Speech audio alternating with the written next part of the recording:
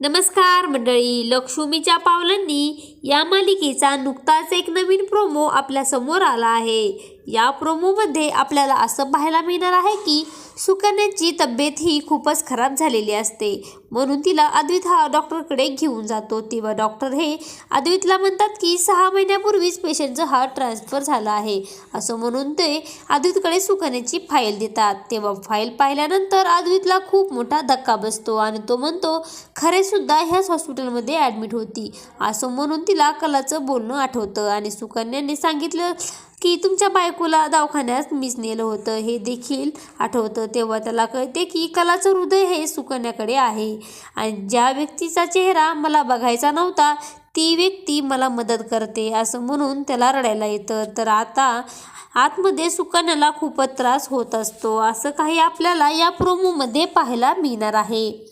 लक्ष्मीच्या पावलांनी या मालिकेचे सर्व अपडेट पाहण्यासाठी आपल्या चॅनलला लाईक करा, शेअर करा आणि सबस्क्राईब करायला विसरू नका। धन्यवाद।